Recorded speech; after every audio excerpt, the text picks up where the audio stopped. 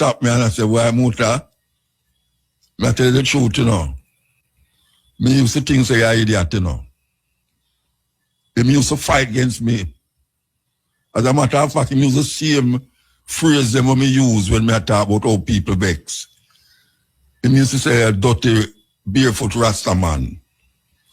Until him wake up to a realization. I don't know if we wake him up, but it wake him up to hear certain things when me used to say from some other source. And him start to listen to the program. And him not left it now. And him apologize to me. I mean, if you hear the man apologize to me. They will say, all right, Bridget, all right. The man apologize to me. I want to yell him up, you know, and I don't remember his name, but him say he used to run a gas station in front of which part we used to have a store on Half-a-Tree Road. I want to yell him up, you know. You're brave to come to me and tell me, say, you used to look at me a certain way and now you apologize. I feel good to know that. So you have some ones now where need the information, you know, but them don't want the 1 hour and the 2 hour thing. So you know, me figure out how to do it. And I've been doing it now for the past maybe year and a half or so. But I deliberately now start to dig deep to find these things now. In the same social media where everybody have. But them don't look at those kind of information. And I think that we can enhance them listening pleasure and enhance them information capacity to hear certain things. And a whole heap is it. A whole heap is where we usually say, on this program especially, long before cutting it, stepping razor, we used to give this information. So now we find a way how to bring this information to the ones them, yet still not keeping them affixed on them radio, so that them don't let them get bored. Well, we don't want them get bored. But as we say, we find a way how to do it. We find a way how to do it, and I sit down meticulously and download some things off of Instagram, off of the YouTube.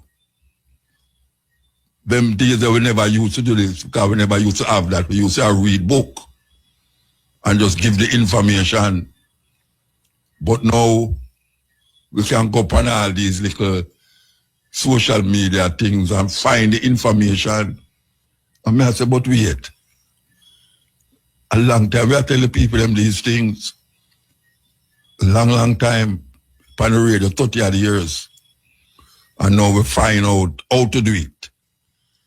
How to do it. And we have been doing it. But we're going to step it up.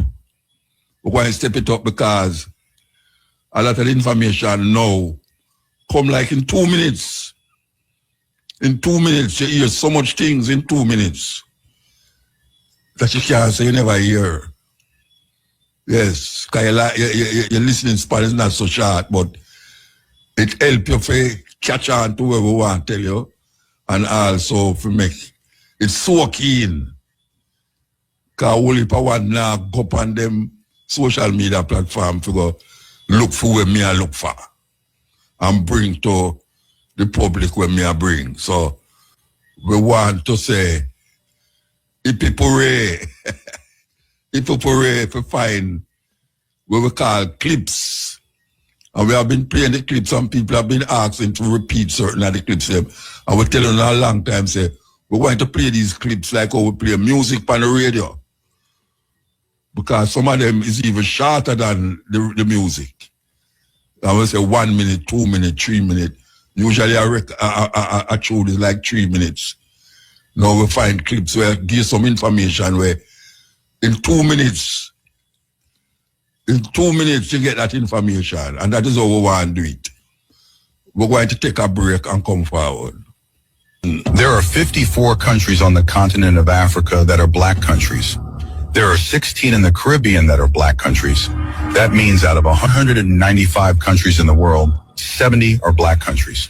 Yet not one of those 70 countries has a nuclear weapon. Not one has built weapons of mass destruction to threaten the world.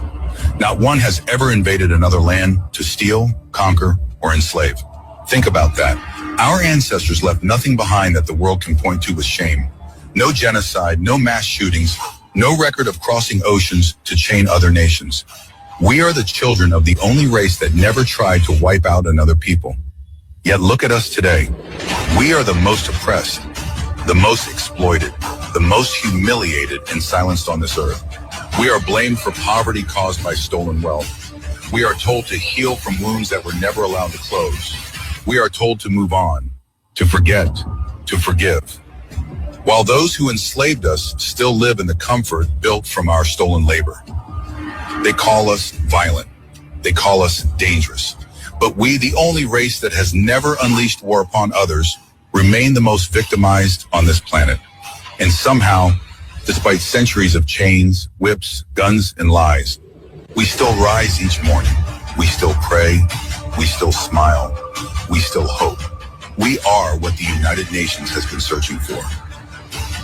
There are 54 countries on the continent of Africa that are black countries. There are 16 in the Caribbean of Africa that are black countries. There are 16 in the Caribbean that are black countries.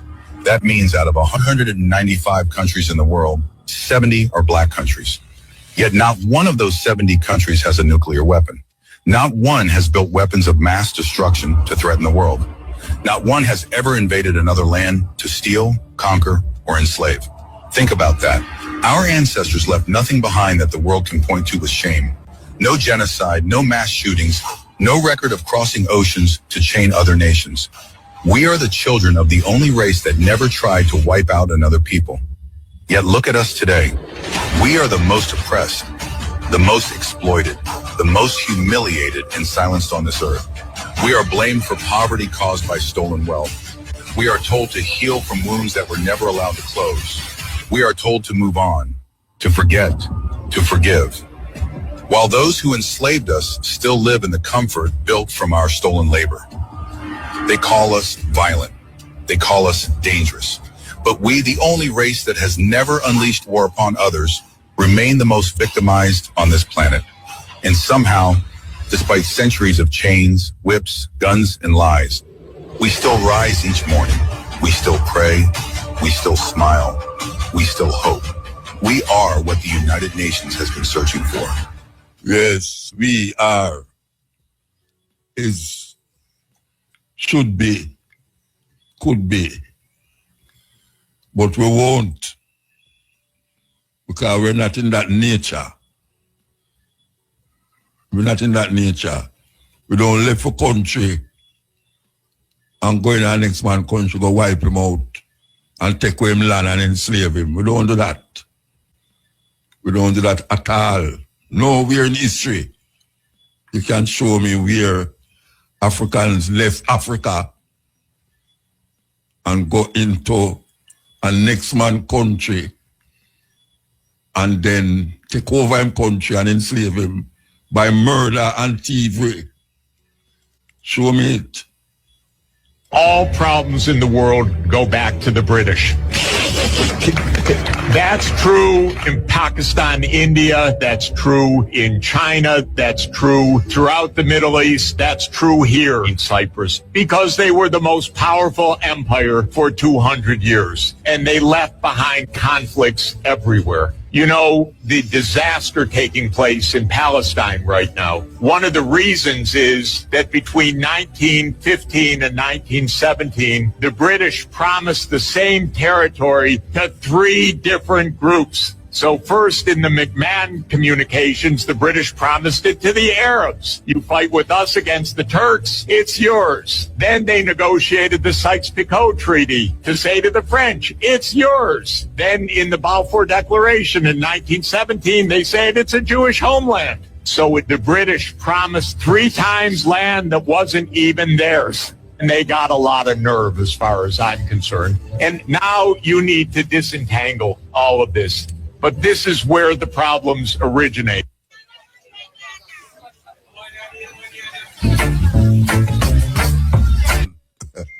But because you get paid, who you up all of the security guard them out there, yes. Trade routes, empires, and rich civilizations. But in the late 19th century, a storm was brewing in Europe, one that would forever alter Africa's destiny. This is the untold story of how an entire continent was stolen, not with bombs or battles, but with pens, lies, and a conference table.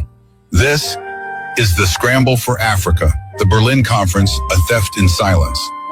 In 1884, in a cold room in Berlin, European powers, led by German Chancellor Otto von Bismarck, gathered to decide the fate of Africa. No African leaders were invited, no kings, no chiefs, no elders.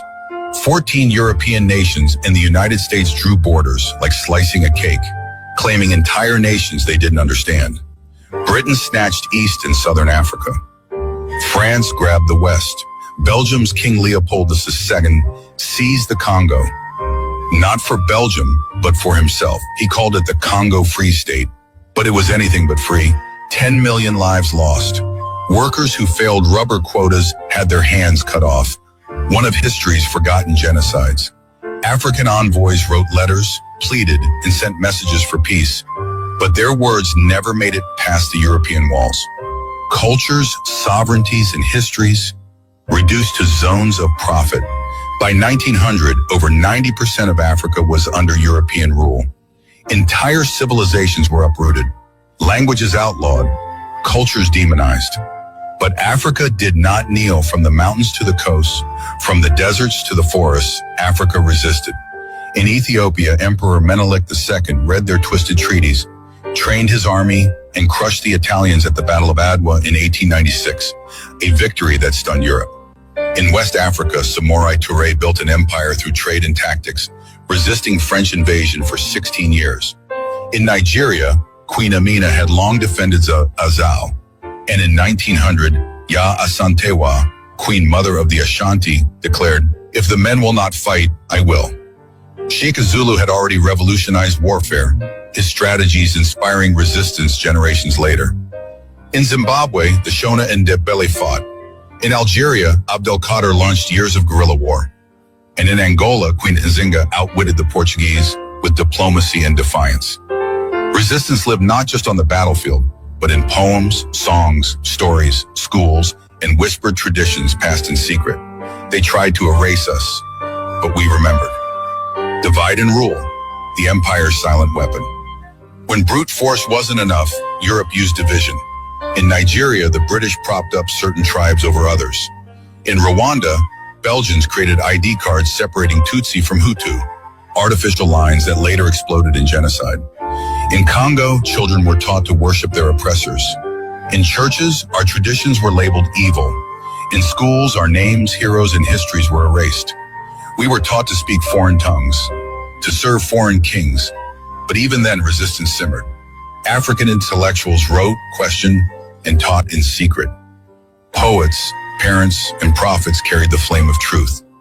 Economic theft disguised as civilization. They claimed they came to civilize, but they came to steal. Gold, diamonds, rubber, oil, cocoa, cotton, drained to feed Europe's factories and finance its empires. In Congo, forests became death camps for rubber. In South Africa, black laborers dug for gold they'd never hold. In Ghana, cocoa funded Britain, while locals remained poor. Railroads were built, not to connect towns, but to move resources from mine to port.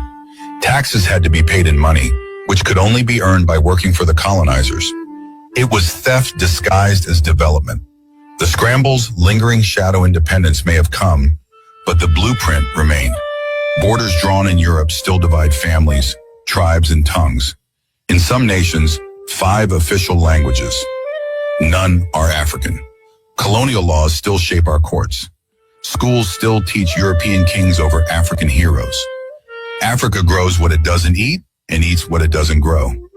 Our resources build luxury and tech abroad, while our youth remain unemployed at home. And when things break, the world blames Africa, not the system that broke it. But make no mistake, the scramble never truly ended. It just changed its name. Africa remembers. The resistance lives. They tried to bury our heroes, but we remember. From Samorai Touré to Ya Asantewa, from Shaka to Nzinga, from Abdul Qadir to Funmalayo Ransomakuti, the fight lives on. Some wielded swords, others wielded words. Some built armies, others built schools. Resistance lived in spirit, in the soul of a continent that refused to be broken. Reclaiming our voice, rewriting the story. For centuries, others told Africa's story. They called us backward, primitive, tribes without history. But we were never lost. From Timbuktu to Great Zimbabwe, our history was written in stone, song, and stars. Today, African scholars, filmmakers, artists, and youth are reclaiming what was stolen. We're renaming streets, rewriting textbooks, restoring symbols. The internet is our drumbeat. Diaspora voices echo across borders. We are not just reclaiming land, we are reclaiming identity. Because when you control the story, you control the future. We are more than victims. We are visionaries. We are the descendants of warriors and the keepers of memory. The scramble for Africa took our voice. This time we're taking it back. If this story opened your eyes, expanded your knowledge, controversy, addressing the youth and their calamity, motivated by concern for the whole of our liberty, the promise of a new reality, the cutting edge of true intensity, sole provider for the whole of our family, the force of brutal non-conformity, the cutting edge. The flour had been milled in Western Europe from European wheat. Curiously, 3 of the bags in the lot had slash marks. Are they at that table? Investigation, reduce spending. We don't really have a problem with it.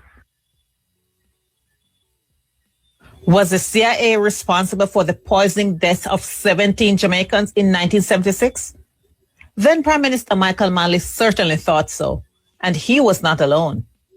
According to a New York Times report, at least 17 Jamaicans died after consuming contaminated flour traced to a shipment of the Lionhead brand that arrived in the country from West Germany.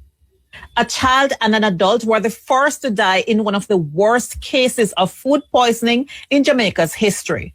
About 78 others became ill after consuming the imported flour that was later found to have been contaminated by the insecticide Parathion. Now, what was curious about that case is that Parathion had been banned in Jamaica for about 5 years at that time. And there had also been a previous case of poisoning, of flour poisoning by Parathion in 1968, when 5 people died and about 50 became ill. Investigations later found that all the patients had consumed wheat flour from a single lot consisting of 5,264 cotton bags. The flour had been milled in Western Europe from European wheat and carried in trucks to a dockside warehouse where it was loaded aboard the ship after 2 to 5 days of storage. When the flour made its way to Jamaica, it had moved from the quayside to the outbreak locations along separate routes through 2 import houses. Site inspections and review of shipping records suggest that the likely point of contamination was the European port where foodstuffs and insecticides were stored in the same warehouse. Curiously, 3 of the bags in the lot had slash marks. Now, the timing of this incident couldn't be more suspect because it was only a few weeks earlier that U.S. Secretary of State Henry Kissinger had visited Jamaica and asked then Prime Minister Michael Manley to abandon his nationalistic agenda. He wanted to buy out 51% of the foreign bauxite mining operations and planned, along with Mexico and Venezuela, to build an international aluminum processing complex outside the multinational system. But Manley's nationalism plan, which included increasing access to healthcare, education, and very importantly, land reform, did not sit well with the United States. Manley was threatened to either abandon his agenda or risk the removal of the $100 million line of credit promised by the U.S. The poisoning was one of many incidents that had Michael Manley convinced that the U.S. government was out to get him. In 1977, the U.S. Embassy in Jamaica sent a telegram to the Department of State in which they said, Prime Minister still believes some CIA people were trying to destabilize his government and perhaps even assassinate him last year. With respect to the Duncan poisoning, he said he's satisfied that the CIA had nothing to do with it, but he is convinced that some of the same elements that were involved in the destabilization effort last year were also involved in the poisoning. Michael Manley would later say, looking back at the events of 1976, I have no doubt that the CIA was active in Jamaica that year and was working through its own agents to destabilize us. As history would have it, Michael Manley was right to be suspicious. The U.S. Office of Historian has a document that's listed under its Foreign Relations title 1977 to 1980, Mexico, Cuba, and the Caribbean. Memo 197 for members of the Special Coordination Committee. Subject, Covert Action Options for Jamaica. This paper proposes a covert action program in Jamaica. It has been prepared by CIA as a means of countering Soviet and Cuban moves to gain control over Jamaican policies and to expand their influence in the Caribbean. Our ultimate aim is either the political defeat of Manley and the replacement of his government with one more friendly to the U.S.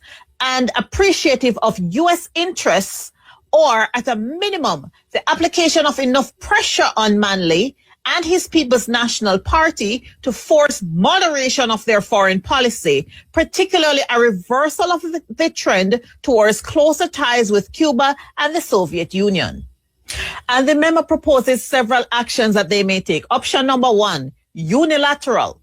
Establish direct confidential contact with Edward Seaga, the leader of the main opposition party, the Jamaica Labour Party, and also provide guidance, assistance, and funds to the JLP in the upcoming national election campaign. Option number 2, through the international network of covert action assets, call for retention of democratic institutes in Jamaica, condemn Manley's close ties with the Cubans and Soviets, and expose Manley's efforts to suppress political freedom and prevent free elections.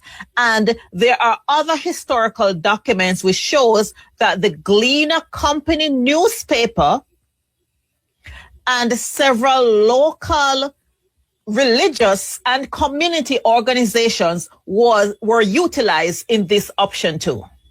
These are documented facts. Now, despite the existence of this memorandum and several declassified CIA documents, the agency continues to insist that it was not involved in any destabilization efforts in Jamaica. And there has been no distinct evidence that has tied the agency to the flour poisoning incident in 1976. But all these coincidences have led many historians to believe not only in CIA involvement, but that high-level U.S. government officials had signed off on the destabilization effort that led to the massive defeat of Michael Manley in 1980 and the propelling of Edward Seaga into government. RFM, number 1 reggae station in the whole wide world. Radio. Sure. 11 o'clock. They are already upon the cutting edge. Here we go. Of the then Chancellor of Germany, Bismarck, specifically to come up with a strategy that once again would see to it that Africa and her children are forever defeated and dominated. They spent 4 months, 4 cold months in Berlin, Germany, from November of 1884 to February of 1885. And by the time they were done, our Africa had been chopped up into the tiny little countries that we see today. Countries that were intentionally divided in such a way that individually they will never survive. That individually they are easy to exploit. The whole purpose was to see to it that they can continue to exploit the rich natural resources that we were endowed with in our beloved continent.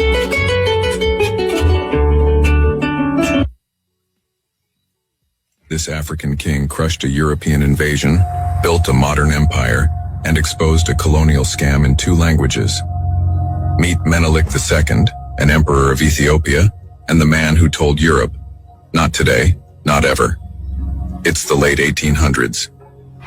Europe is dividing up Africa like it's a family pizza. But Ethiopia? It was not on the menu. Italy hands Menelik a treaty, but here's the trick. They gave him 2 versions. The Amharic version said, "Hey, let's be friends." The Italian version? It sneakily claimed Ethiopia was now under Italian protection. Menelik read between the lies and said, "Nice try." So he leveled up. He unified the Ethiopian highlands, brought in neighboring territories, and built the borders of modern-day Ethiopia and a African kingdom under African rule. Now, to keep it real, not every group welcomed that unification. Some southern campaigns involved force, and that history is painful for many communities. But Menelik's resistance to colonization became a symbol of African independence, and that part of his legacy endures. Then, for independence came the Battle of Adwa in 1896.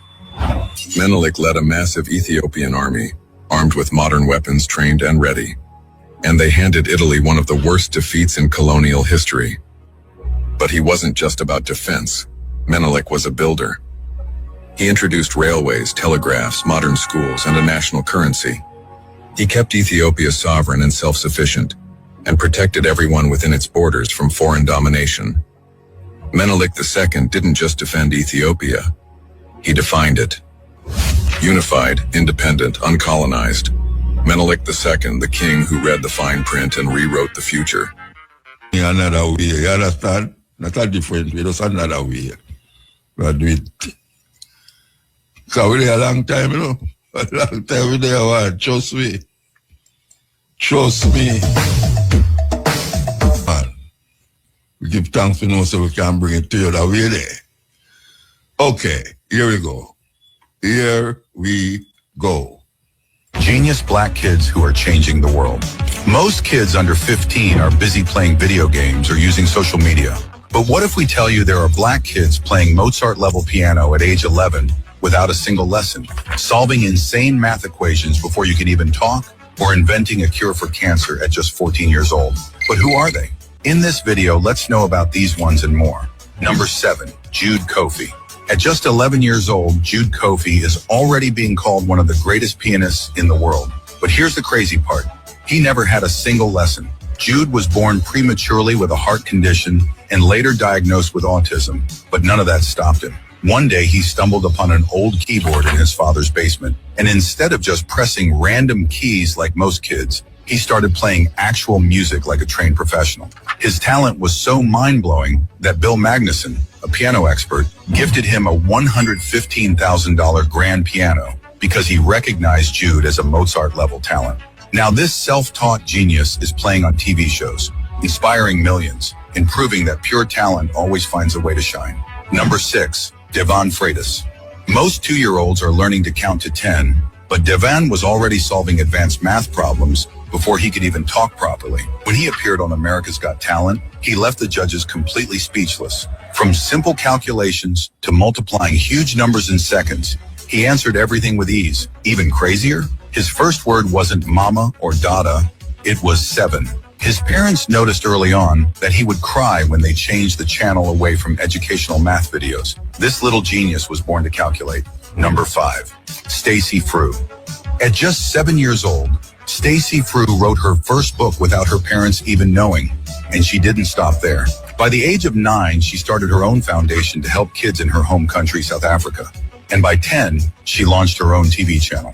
Now she's on the list of the most influential South Africans, rubbing shoulders with politicians and business moguls, most of whom have probably been working longer than she's been alive. Number 4, Herman Bekele. At just 14 years old, Herman Bekele may have done something that scientists have been struggling with for decades. He developed a cure for skin cancer. As a young boy in Ethiopia, he saw people working long hours under the hot sun, often suffering from sun damage. After moving to the US, he realized how big the problem of skin cancer was and decided to do something about it. Herman created a low-cost soap that can prevent and treat skin cancer, winning the 3M Young Scientist Challenge and earning the title of Time's 2024 Kid of the Year. Number 3, Esther Okade. Most 10-year-olds are learning long division, but Esther Okade was already taking university courses. This Nigerian-British math prodigy took and passed the UK's GCSE exams at age 6. Exams that students 10 years older than her struggle with. By 10 years old, she had enrolled in the Open University, where she is currently working on her degree in mathematics. And get this, her next goal is to complete a PhD by age 14. Number 2, Cache Quest.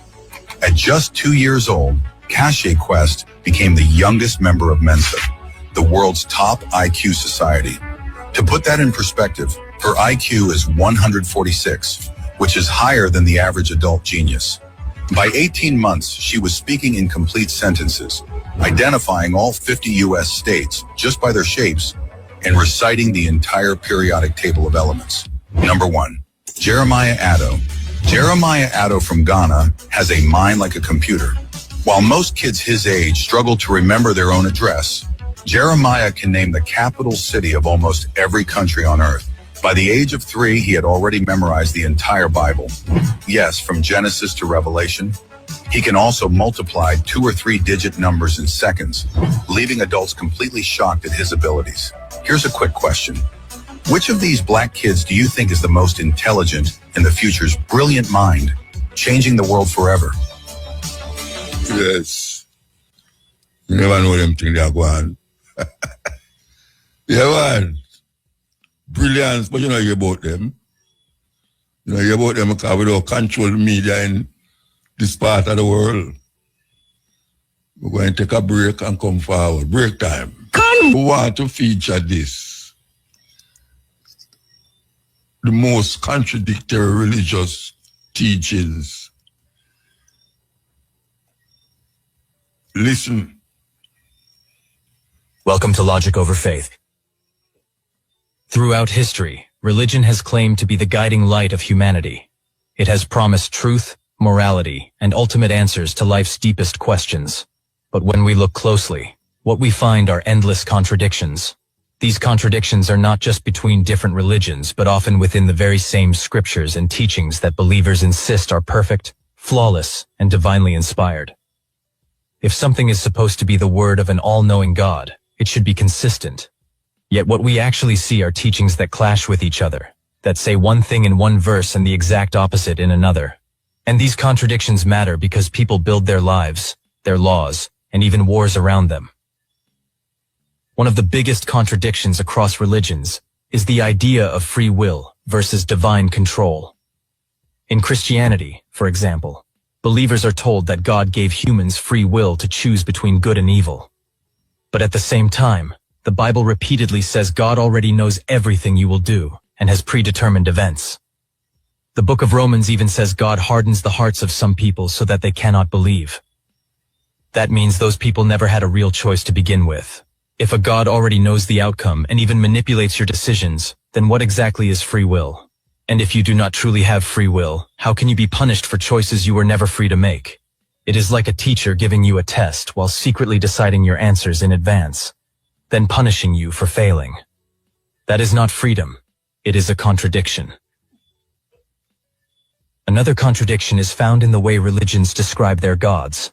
In many traditions, God is said to be all-loving and merciful, yet the same texts describe God as jealous, angry, and vengeful. The Bible says God is love, yet also describes God drowning the entire world in a flood, wiping out children, animals, and innocent people. In Islam, God is described as the most merciful, yet also as one who will punish eternally for disbelief.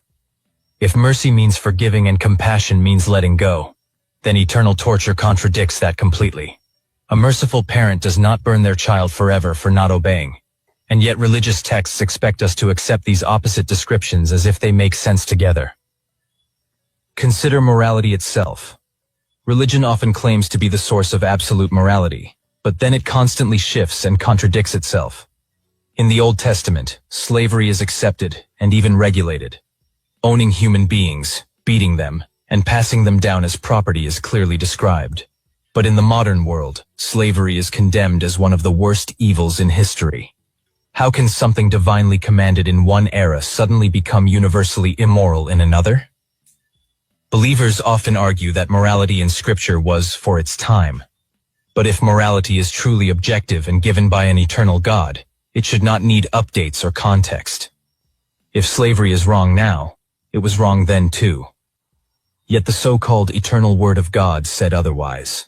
That is a contradiction between timeless morality and time-limited commands. Another contradiction lies in the teaching of peace versus violence. Many religious leaders will tell you their religion is about peace, love, and harmony. But when you open the very same books, you find orders to kill. In Christianity, Jesus is often portrayed as a peaceful figure who told people to love their enemies. Yet he also said he came not to bring peace, but a sword. In Islam, one verse says there is no compulsion in religion, while another commands fighting unbelievers until they submit. In the Old Testament, God orders the Israelites to wipe out entire nations, men, women, and children. How can a religion simultaneously claim to be about peace while commanding violence in its foundational texts? This contradiction has led to confusion for centuries, where some believers cling to the peaceful verses and others cling to the violent ones. Both sides are quoting the same book. Even within personal teachings, contradictions are obvious. In the Bible, the 10 Commandments say, "Thou shalt not kill." Yet the same God orders his followers to kill in many places. If killing is absolutely forbidden, why are there so many exceptions? In fact, the biggest exception seems to be when God commands it, in which case killing is suddenly good and righteous. That turns morality upside down. Imagine a law that says stealing is always wrong, except when the president says it is okay. Suddenly the law means nothing. That is what these religious contradictions do to morality. The afterlife is another area filled with contradictions.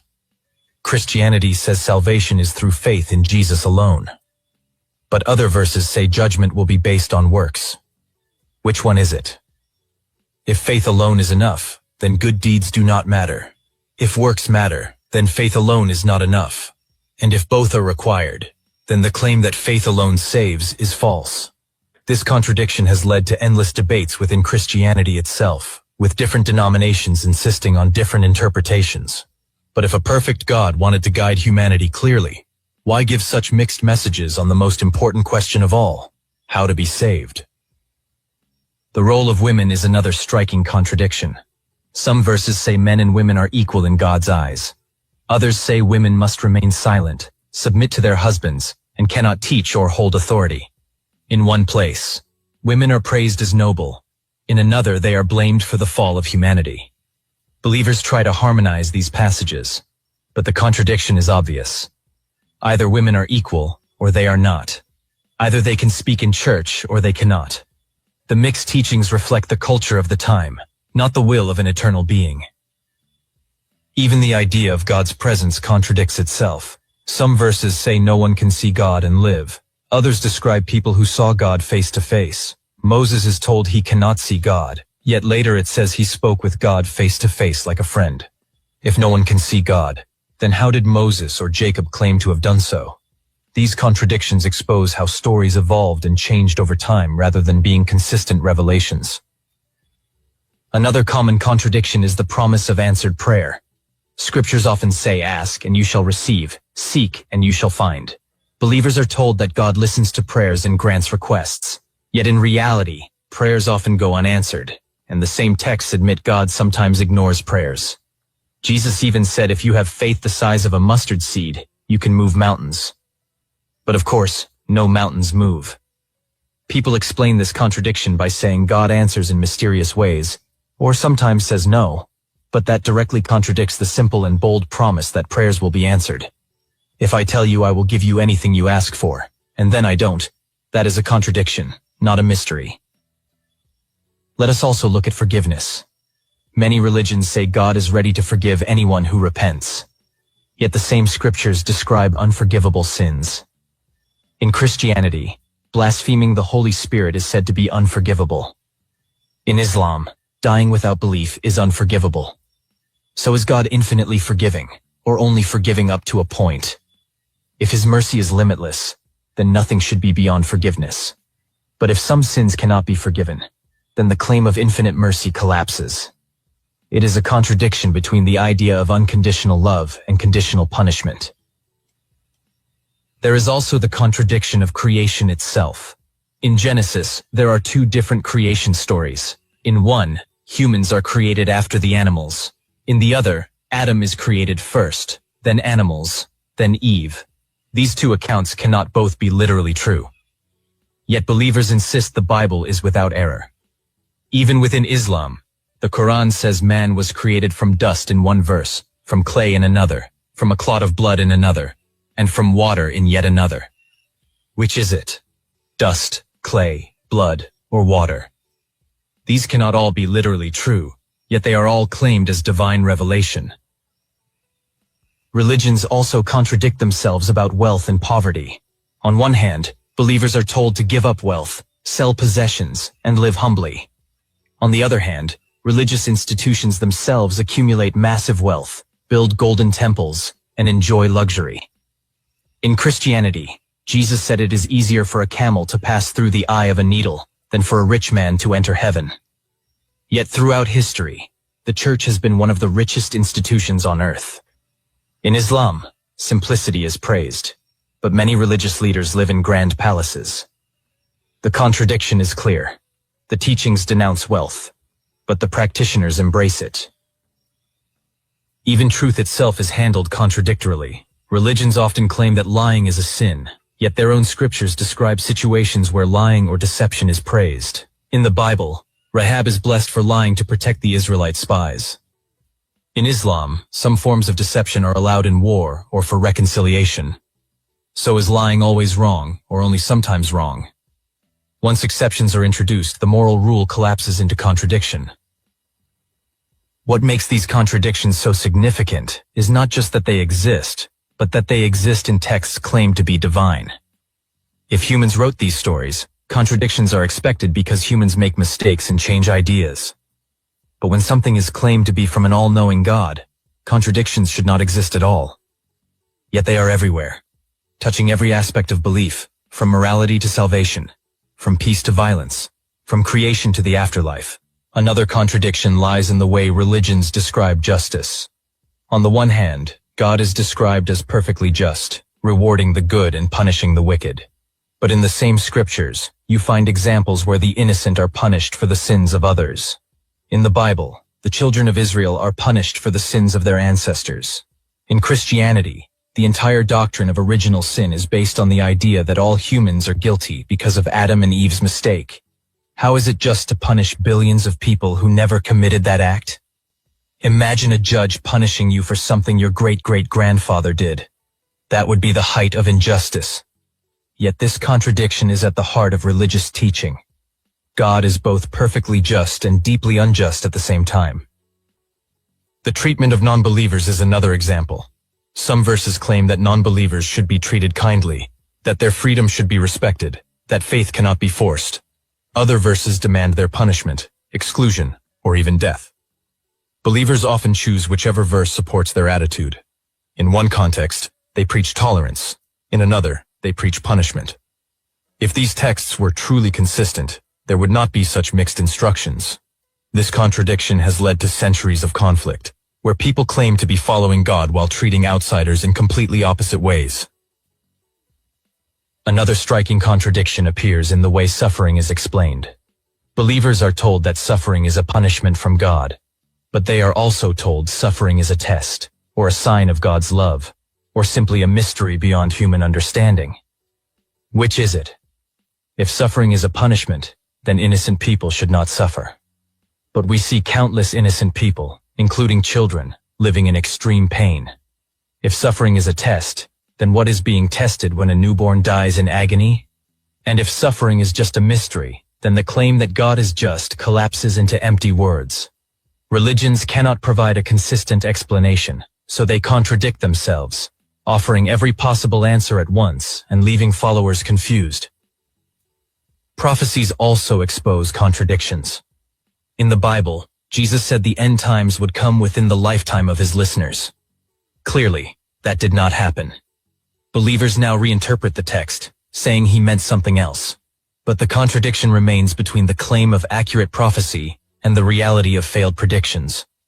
In Islam, different hadiths predict signs of the end times, many of which contradict each other. In Hinduism, timelines of cosmic cycles are so vast and contradictory that they can mean almost anything. If these were true prophecies, they should be clear and consistent, not contradictory and vague. Let us also consider forgiveness versus judgment. Some verses say God will forgive 70 times 7 times. Others say God will judge every idle word and every small deed. Some passages describe salvation as guaranteed through faith, while others warn that believers can fall away and be lost.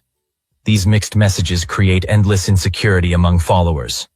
Some live in fear that no matter how much they repent, they may still be judged harshly. Others live confidently believing they are forgiven regardless of what they do. Both groups point to Scripture to justify their belief. That is the contradiction of forgiveness and judgment existing side by side. Then there is the issue of human worth. Some verses say humans are made in God's image, crowned with glory, and beloved above all creation. Other verses say humans are dust, worms, unworthy, and corrupt. So which is it? Are humans noble beings with divine value, or are they filthy sinners deserving eternal punishment? The contradiction is obvious. This confusion affects how people view themselves. On one hand, they are told they are special. On the other, they are told they are worthless without submission. It is a psychological contradiction that leads to guilt, pride, shame, and confusion all at once. Even the idea of love is filled with contradiction. Believers are told to love their enemies, to forgive 70 times, to show compassion. Yet the same text described God hating entire groups of people, destroying them mercilessly, and condemning them forever. If the divine model of love includes eternal torture, genocide, and hate, then love loses its meaning. Imagine a parent who tells their child, "I love you, but if you disobey me, I will burn you alive forever." That is not love. That is terror disguised as love. Yet religious teachings ask us to accept this contradiction without question. The Sabbath is another example. In some parts of Scripture, keeping the Sabbath is the most important law, punishable by death if broken. In other parts, it is dismissed as unimportant. Jesus is described as both keeping the Sabbath and breaking it. Paul says believers are not under Sabbath law, yet the 10 Commandments still include it. Which is it? Is Sabbath eternal or irrelevant?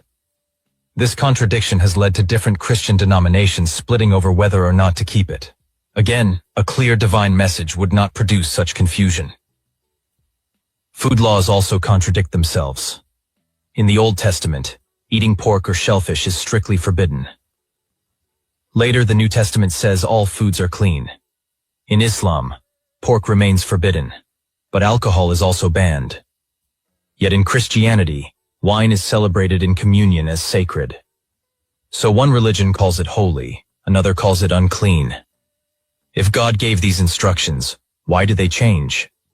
Either pork is forbidden forever or it is not. Either alcohol is a sin or it is not. These contradictions reveal cultural preferences rather than divine truth.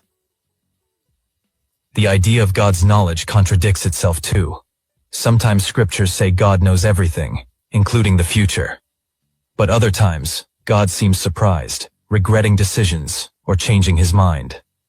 In Genesis, God regrets making humans and decides to flood the world. If he knew everything from the start, how could he regret? In Exodus, Moses convinces God not to destroy Israel, as if Moses knew better than God. In Islam, God knows all, yet humans are constantly tested to reveal what God already knows. Why test if the outcome is already known? These contradictions weaken the claim of divine omniscience.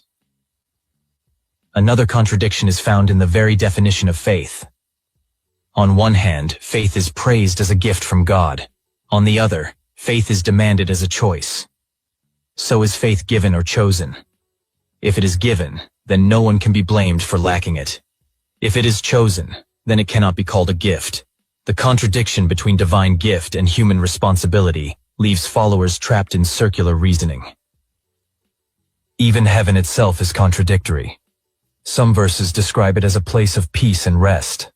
Others describe it as a kingdom where believers rule and judge. Some say everyone will be equal. Others say rewards will differ. Some religions promise paradise as a garden, others as a city, others as a mystical union with God. If heaven is real, why do the descriptions contradict each other so heavily? Another contradiction appears in the command to honor parents. Scriptures say children must respect and obey their parents, but they also say one must hate parents for the sake of following God. Jesus even said anyone who loves family more than him is not worthy. That contradicts the command to honor parents. The message is confused. Family is sacred, but also expendable. Even the concept of truth itself contradicts. Religions claim to be the one and only truth, yet there are thousands of them, each saying the same thing about itself. Christianity says Jesus is the only way. Islam says Muhammad is the final prophet. Hinduism says truth can be many paths. Buddhism says there is no creator God at all. Each religion claims absolute truth, but they contradict each other completely. They cannot all be right. If one is true, the others must be false. Yet believers often claim all religions share the same truth, which directly contradicts their exclusive claims. What becomes clear from all these contradictions is that religion is not the voice of a perfect, all-knowing being. It is the voice of human authors, shaped by culture, politics, and personal opinion. That is why it contains mixed messages, opposite instructions, and shifting morals. If you look at religion honestly, you see it mirrors human confusion, not divine perfection. And this matters because contradictions are not just academic debates. They shape real lives, laws, and societies. They justify violence and peace, equality and inequality, love and hate, all from the same texts. They leave believers in constant confusion, picking whichever verse suits their needs while ignoring the ones that clash. If something were truly the word of a God, it should be clear, consistent, and flawless. Instead, we see the fingerprints of human imperfection everywhere. In the end, these contradictions are not just cracks in the foundation of religion. They are the foundation itself. Without them, religion would not have lasted, because contradictions allow flexibility. They let leaders pick whichever teaching suits their purpose. They let believers explain away problems by choosing one verse over another. Contradictions are not accidents. They are the very tool that keeps religion alive. But once you see them clearly, once you realize how deeply they run, it becomes impossible to take claims of divine truth seriously. Balancing truth and the controversy, addressing the youth and their calamity, motivated by concern for the whole of our liberty, the promise of a new reality, the cutting edge of... And I tell them muta, cutting edge a cut. Yeah, man. Yeah, man, give thanks for them highly educated version that was going on in the world and what took place to us. I was still there, I drag with feet. Man, very impressed, man. Very impressed. As I tell you before, if I were to start, Russia my support. Okay. No England, no France, no US, no way. Because them countries are selfish. It's like them alone. They live luxury life and black people living as scholars and Mike Henry said. Them not living as scholar. Black people still are living as scholar. Still are live in a sewage water. Still are live out in a dirty place. Road is a disaster. MP a fight over money or make up nice over money. We just don't understand it, muta. The private sector, them, we around the country, just hike up the price. I hear the Prime Minister say one thing, muta, about price gouge. I hear it done. Hear it done there, so. I remember serving right back in COVID, me I buy saltfish for $200. Muta $700 each. I'm say 1,000, 1,200, 1,200, 1,300, and 1,000. So I ask the question now. Look what the people have got through the disaster. What the people have to get money. So it's like you just ultimately kill the people now, muta, because them not have no source of living. Them not have no to live. the food if I keep them alive, them can't afford it. Obviously, we are. No kill them indirectly, muta. But who are that? Not the people them are going to the something and not the government. Yeah, but the government who in charge of the country, muta. Just like how you can't set up a system where if a man don't have no license, the police can just make one button and everything come up. And when you give insurance to a private thing, or you give insurance to a private information and pass it on to the government. Them can't do something about it, muta, but him not in charge, right? Him don't. Him can't go the private sector around Jamaica make a man do anything. Really, muta? Maybe I don't make I used to buy starfish. Maybe I the man on the road that sell the starfish in a little shop. No, man, not mega muta. Everywhere, muta. Everywhere, muta. Okay. Everywhere you go. You used to buy a sweet potato for $200 a pound and $600 each and four. And then the same thing when Darrell bars did $600 a pound for sweet potato. Yeah, and for so when we get some downtown today. Virgin, we get some downtown for $4 today. No man, you buy things at the wrong place, Virgin. The muta, based on the traffic where we have in Jamaica, we have time to shop around muta. Yeah, man. If you want the best based price, on the traffic muta. No, if you want the best price, you shop around. You can't so in other words, muta, we don't have nobody who in charge of the country there. Tell me that, no? Tell me that, man. So we know, so we don't expect nothing. No, I'm not saying not to expect nothing, but as I say, if you find quite a few places that sell things, more than likely the whole of them not sell for the same price. Most of them people look like them people have them four look up to each other, man. May I tell them go drop the thing, man. Them are go drop the something them, Virgin. All right. But the same thing with Bus Trader Muta. Darrell Bars had come and really and spoke to you on the stepping razor. But the I know me. I'm not talking to Darrell Bars. Yeah. If I come on when the car raised, I say, wow, man, I say, Muta, talk. When we call you and say, Muta, talk him a talk. But probably you make some announcement, talk him a talk. Because same time him don't talk. Say the bus fare or the taxi would about 130, 140, I say, Muta, talk him a talk. Because the next day that I go up and then nothing about so how much is the bus fare now? How much feet now? $200. I want to eat it. And the man go outside and pace it for them with that motor. Them are sure that guy can't do motor.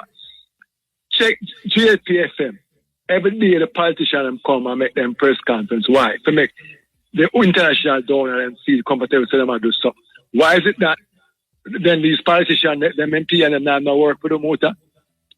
What I'm to them work before. I give them enough money to satisfy the whole thing. Repeat? IMF I give them the money to do what they want do in terms of get back the place together. But the problem is I have now is that they have to go pay back their money there, you know.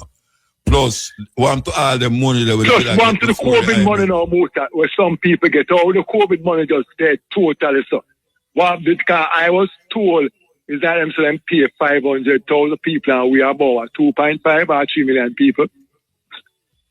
So with the money there, we don't hear nothing more about the money, Muta. Nothing. Yeah. It just dead. It just got silent. And we have to pay back, Muta. Where the money they go? No, the money they don't have to pay back. The COVID money don't have to pay back. No, but with the rest of them, a lot of people don't get the money, Muta. Yeah, thank you. What if people don't get money? No, and them come no Muta. They're on TV, you know, like them are some angel and some them are some deliverer, them are come deliver you, and them are come take you out of house. I'm tell you some Muta them not doing it for their own interest. Say Interior Commission charge one of them MP there, and them sell a property Muta for 100 million. And Jamaican, which part of the property there? Which part of the property there? I remember it announced to them. I remember some property. Today it announced. It announced on JPFM. We hear for the news. Because them charge him and him a place him a rental. So how it go now? These MP or these politicians can't afford because of the land to get Jamaican people. Because what? Them skyscraper will come down to nothing. Real estate will come to nothing. So they make a bag of money and fight. So all them just go in there and just a take land Muta. 100 million Muta. I know you're the way with 2 million. I mean you're the way with 2 million. And the people them live nowhere.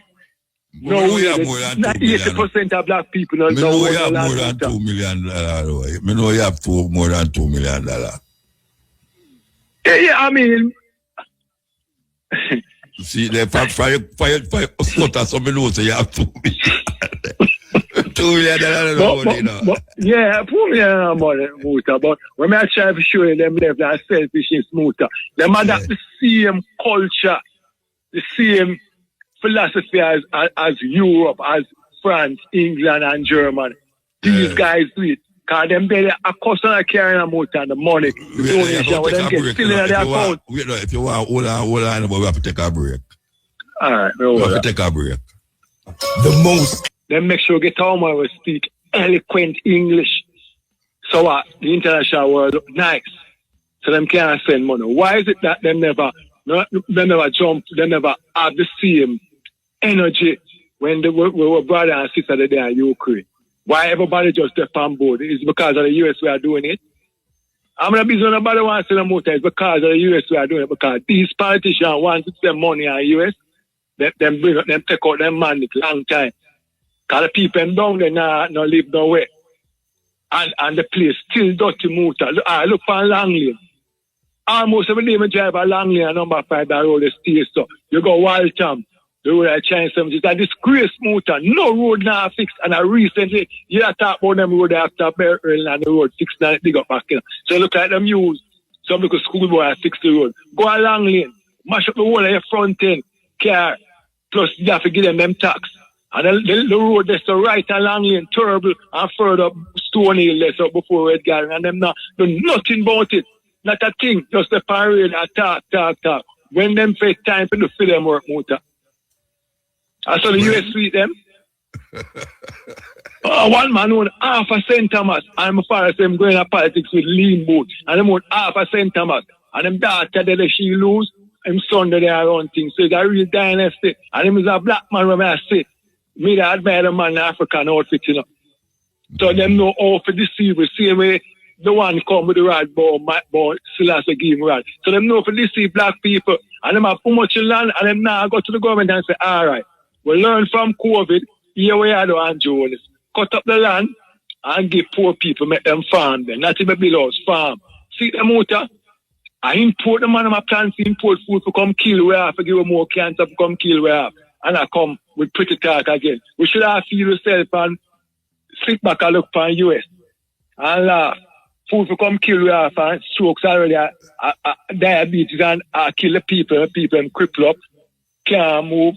No, yeah, let's I want you listen to the program tomorrow. Yeah, man. To the program tomorrow. Very eloquent. But we build back Jamaica, Muta. Matter and Andrew for build back Jamaica. We build it every day when I get nothing. Hendrix, them are one big bill and them to build it back.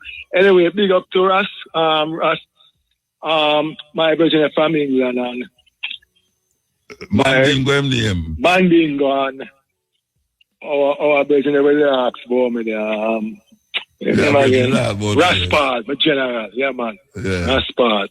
I'm out a long life here, but when I say out of them now do nothing. When I come and get press talk and pretty chat. We don't want to pretty talk and journalists and your friend them. We don't want the people them you're my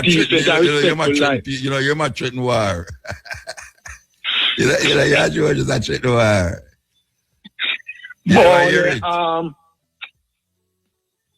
Me hear my go arrogant pan the radio, me do walk up, never just I'm saying no chat out the man.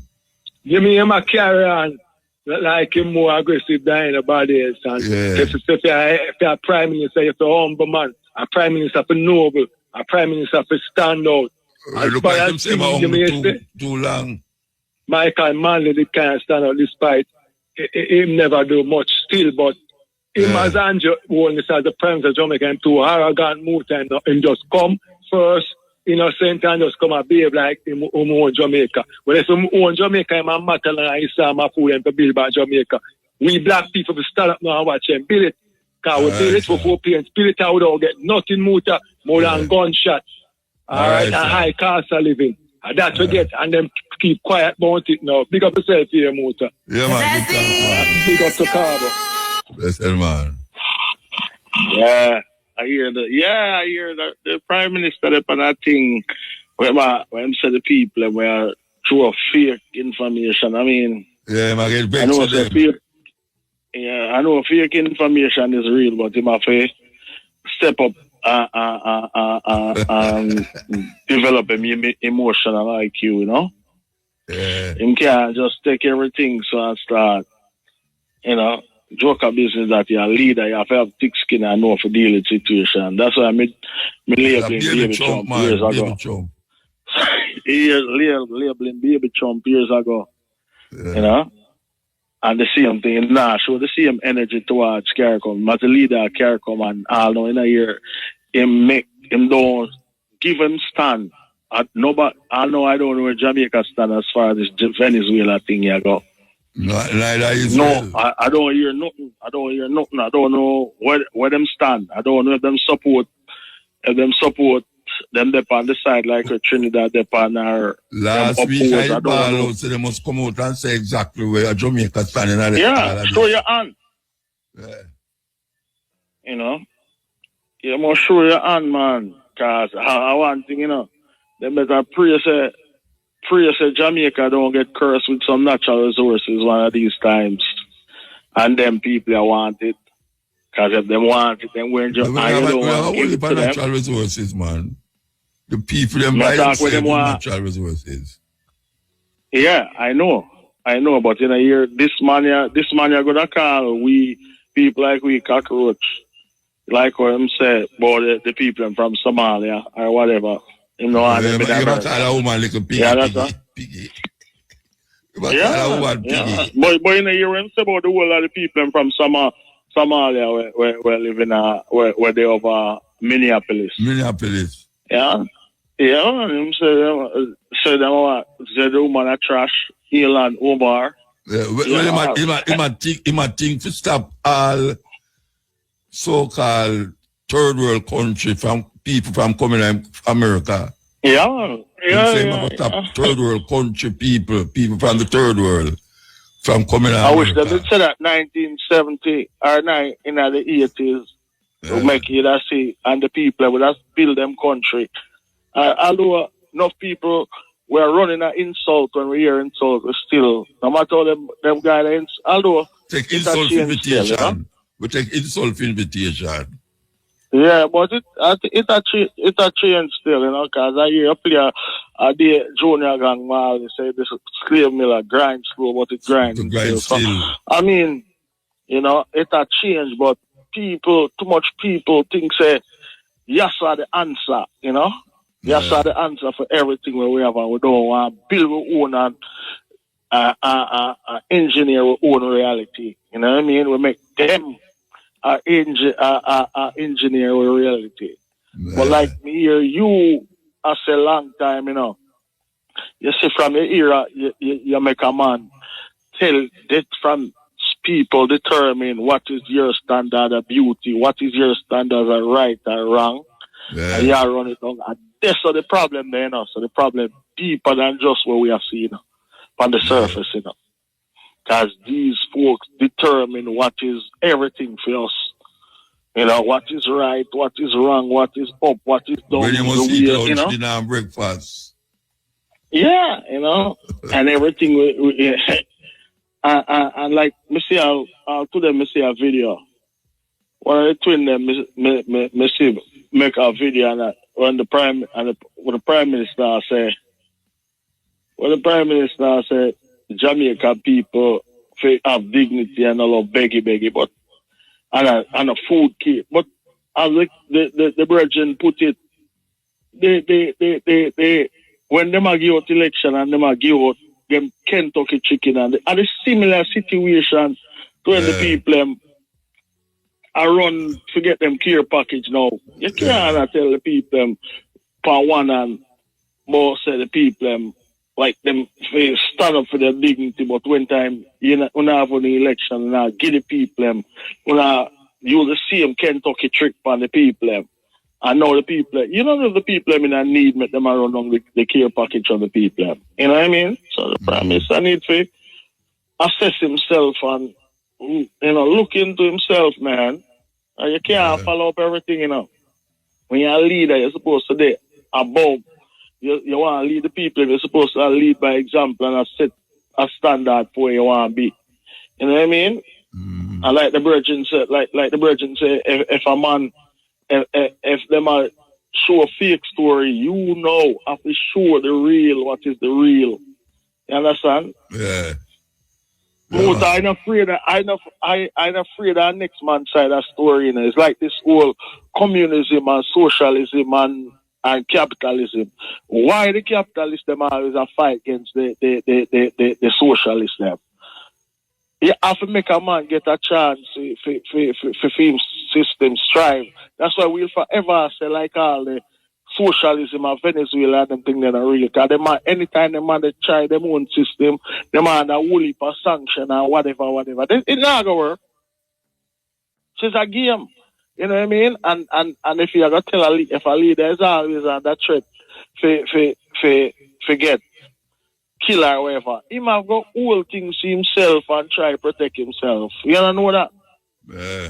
If a man is always under pressure because he might feel watch for your stick over him head, he might go govern a certain way.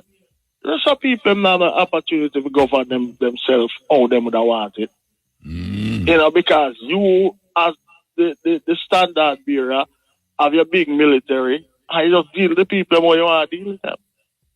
You know? But anyway, Muta, big up yourself, and I big up the whole East Kingston, you know, Fireball, Star, Larky, Sprat, Brissy, Avila, Paralita, big up yourself, you know. Right, and I know you lose your mother still, so big up yourself and stay strong. And Muta, Cabo, all Mandingo, be respect. All right, sir. One accord, cool. Yeah, this is the cutting edge. We are going to, you know, we are going to take a break. We take a break and come for yeah. Muta. Yes, sir, blessed man. Greetings in the name of the King Emperor the Selassie. You don't know. I run it, you know. I say situation in life is always rough and tough. But I as Rastafari must overcome the things said speed. You don't know. Our journey continue every day. You know what I mean? Yeah, man. Yeah, the addressing of matters is the key moment. People have to know, say, never give up. You know, say, Muta, snow I shovel today, you know. Because snow fall, which part I there from yesterday, you know. Which part are there? See? I there in Massachusetts. Okay. I shovel snow and I tell you, say, the worst kind of snow that, it come with rain. And you done everything hard. So, more time you get up and things tough. Like more time in Jamaica right now, a man get up and him feel hopeless because things look like it didn't work out, you know. But you have to just hold the faith and know, say, Jah is the king and he run all things, and don't worry about the naysayers and the negativity and all of them things, because you're going to overcome the thing. It's a togetherness, you know, Muta. Right now, when I deal with my brethren, them and they call up and check and see how the thing I go. It devastated. And I know so enough people coming like them want to give up, you know. And sometimes when I reason like sound like it's difficult to it now but end, but I want the people to know, say, just give thanks and praise every day. Hold steadfast to the faith, you know, because this is what I learn, you know, is that the foundation of Rastafari is the greatest energy in the world, you know, Muta. I tell you, say, I study all the religious concepts and thoughts and things and manifestation of life, you know.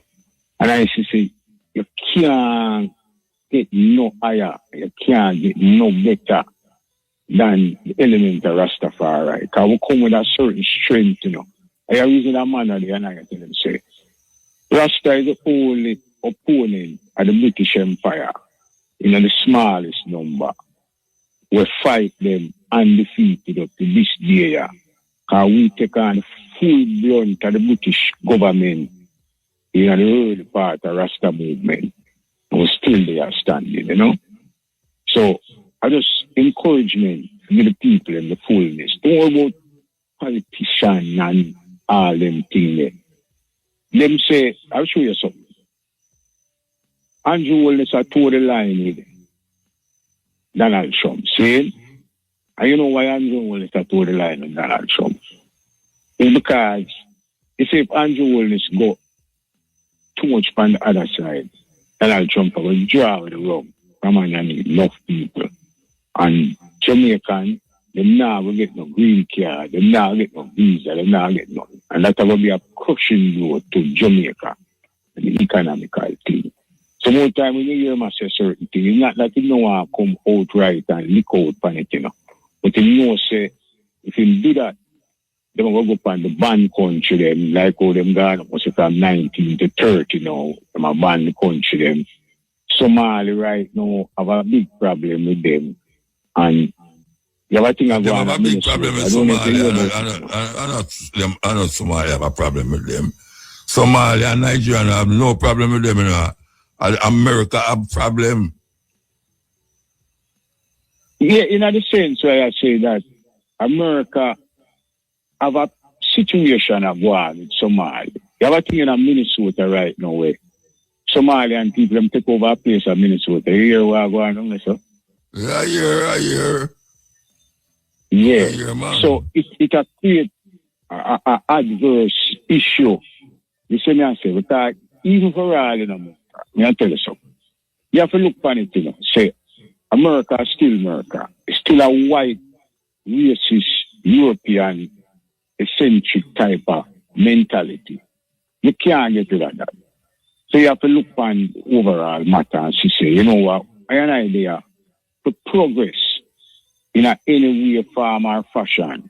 But we still have to look upon the enemy as the enemy. We can never forget that part. Because them is not our friend. It's not like them is friend, you know.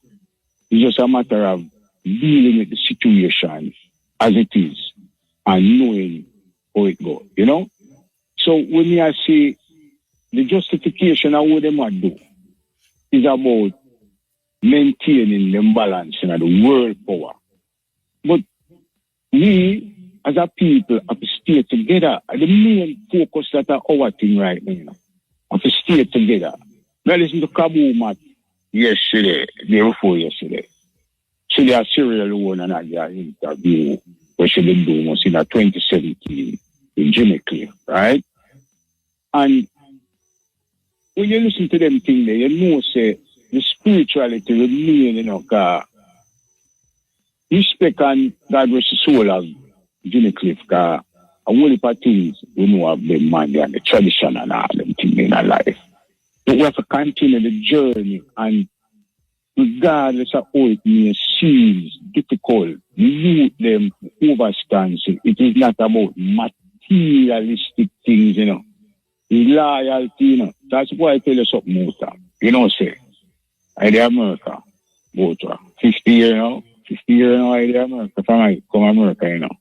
50? 50? I know, sir. Yeah. Wow. And you know, sir, it's not that, 50 you talk about? Yeah, 50. Since I travel come America and live America. Go and, and come, know, go and not, You go and come. Yeah, but a long time I not step out because I and the government would have some travel issues. Okay. Yeah. So I will tell you something. You know, so what they are them saying I have green card. Because I never have none, you know. You see what I say? And people are saying, oh, you can't get America so long as you don't become American citizen. Muta. Loyalty not sell a shop, brother. Loyalty not sell a shop. See? When you're loyal, you know, you're loyal to a cause and a purpose forever until death.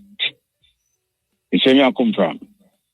So it's just you know, have to look on it on a level there, you know. Man, I tell you about dual citizenship and all them things. Listen to me. Them send I some paperwork one time to become a citizen of America. Right? And when I get the paper and look into it, if I pledge allegiance to any king or anyone in my lifetime, I have to make them know that. And I have to deny that. Muta and the garbage me show that. Because Emperor Haile Selassie I the first, I man pledge my allegiance and loyalty to the very end of my life. And I now give up on that. So you see, if America want me to deny the king, I put myself in a role of Shadrach, Meshach, and Abednego. It now happen. So you see, because that is what you have to give up, you know. You have to give up. People say, no, man, you give up. Because the minute you sign them paperwork, you know, and send them in, you know. Basically, that you say. So, more time you have to look on what it is. Man, I say, well, the benefits. What is the benefit? What does it profit a man to be in the world and lose his soul? So, overall, we have to look on Rastafari as the divine. So what you do up there for the past 50 years? Where you do? Eh? What kind of work you do for the past 50 years? Where you do up there? A whole heap of things, a whole heap of studies. I can't do all kind of thing. I'm an engineer, a whole heap of things. Teach the youth them, get involved in a community thing, enough things. Serve all the military, a kind of something. You know, see, the deal with it. My thing is people must understand certain things in life. See? My thing is to expose or pronounce or with the word I use, expose Rastafari to show a man, say, listen, Rastafari will overcome all things regardless of the tribulation of face you. And that is the main focus. Marcus Garvey, I remember you and I, you know, they enjoy the organization. We are back in the 80s, early 80s, late 70s, somewhere around the 78, 79, and trying it officially. You know what I mean? And I deal with the matter. The thing what me want to get them to say is forget the materialistic aspect of life because it now will get you nowhere. It now will get you nowhere. It's the spirituality of the king because the power of the king is so great that, you know, it makes you overcome all things, you know. Hold on. Yeah. I know every one of them youth are Rasta, you know, brethren. And I know every one of them have a ton Rasta. So, yeah. Which is the level now when you say material things. Material things right now is a very important part of the whole thing, you know. Man, a ton Christian don't talk about material things, nobody, you know. And material things is very important right now because some people right now don't have no house and no light. Some people don't have no food and them something. They need material things to make them get back themselves in a certain little levels. So, you know, I'm tired of hearing people that talk about material things are important. Like him can't do it. No, I know. When I say, maybe I don't construe the conversation right. When I say important, I don't mean to say it is not necessary or necessitated within life. It's just the spirituality of life is of a greater significance to the moral principles of the mind than the so where call spirituality? Where call spirituality? The spirituality is the fullness of the awareness of who you are. In a German, them call it the geese or the base, or the spirit of life, which is knowing, say, I and I come from a divine inner being under the auspices of Rastafari movement then. It comes to show, we say, look what His Imperial Majesty do. In a field example, setting the tone for I and I follow. Yeah, but you're going back to where Rasta think, but I know I'm not sure, you know, and most of the youth don't think that we hear about no Rastafari, I know this, I know that, you know. And you as a Rasta, who as a Rasta think that. So you can't, every time you hear yourself say, and we as Rasta this and we as Rasta that. Well, most of the youth, them now look on it that way there. You know, I mean, you have people all over the world where you have a clue about where you say Rasta that, where you talk about. So you have a function in that thing. I like them to speak because I show them from my experience in our life and going through the thing. I see here in the spirituality, the divine mindset then of overcoming things. The power of Rastafari give you that to overcome the thing, you know. But you have people who overcome things and don't turn Rasta. You have people who overcome things and don't turn Rasta. No, it's not. Listen to me. And I'm going to tell you this again. It's not say them overcome things. It's Rastafari make it happen. They may not know this. They may not know this. What Rastafari make what happen? The positiveness of the world is Rastafari. So you say all them people there in India and China and them something there, Rastafari. Yeah, man. A one spirit in a muta. No matter what you do, no matter what you do, one spirit, a culture. Brethren, a culture and a Rasta. Culture. Rasta come out of culture. Buddhism come out of culture. Hinduism come out of culture. Islam come out of culture. So everybody can have the same religion. One religion can't serve the whole world. Religion, is the concept of the energy, the spirit around the world. It's two spirits in the world, you know. Good and evil, you know. Two of them. And them did it. So which one are the evil? Which one are the evil? Eh? Which one is the evil? The evil is the one that come with the negative elements to destroy. So what you call that evil? What you call it? What you call it? Where I call it? Yeah. I call it the evil. Some people say the devil. But all right. So what you call the good part? What you call the good part? The good part? Yeah. The good part. I, the spirit of I, Rastafari. All right. So if you call the good part, you call the good part Rastafari. Yeah. And you call the bad part. What you say you call the bad part? Devil? The evil. The evil. All right. So let me ask you now. So when the Buddhists call for him good part? Well, I don't study Buddhism to that level if you know. No, but are you a professor Rastafari the only way? Are you a surprise? Yeah. Oh, Rastafari can be the only way, and Rastafari is part of a culture. Just like Buddhism is part of a culture, and Hinduism is part of a culture. You can't come. That's why you have war, because the Islam, they must have them right. So they really want to attack people who are no Muslim. Christianity have Christianity right.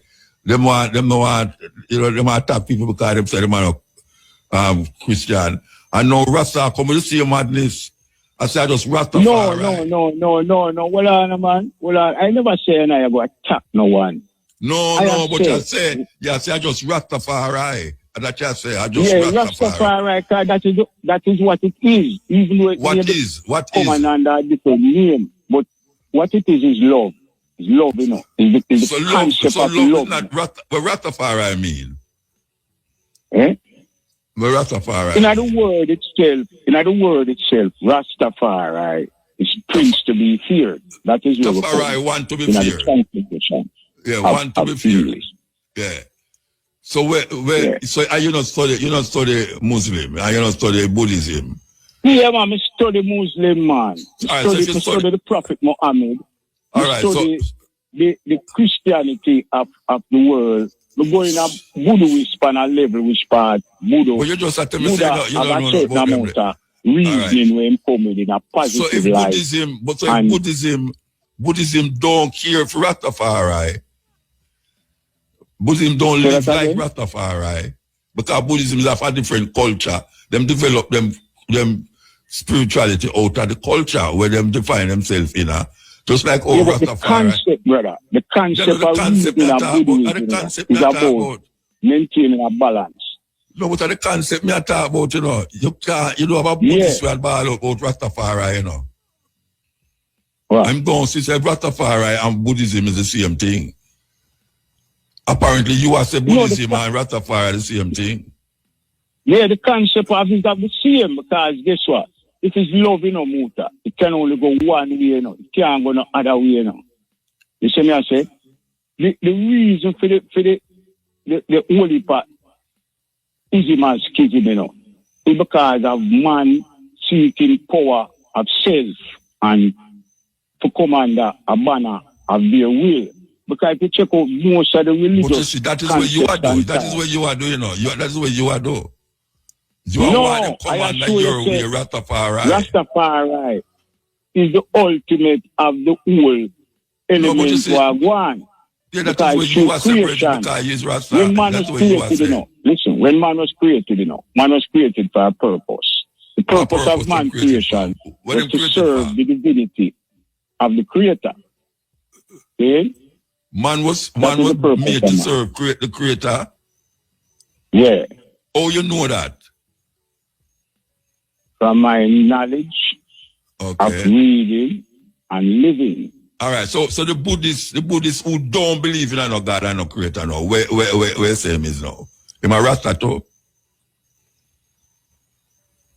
The life what he live signify the element of Rastafari. No, sir. No, go so the muta. Well, I say Rasta, not the Buddhist. The Buddhist are not Rasta. The Buddhist is not a Rasta. No, if a man live in a love, the Hindu. Because I'm living in love, him is a Rasta.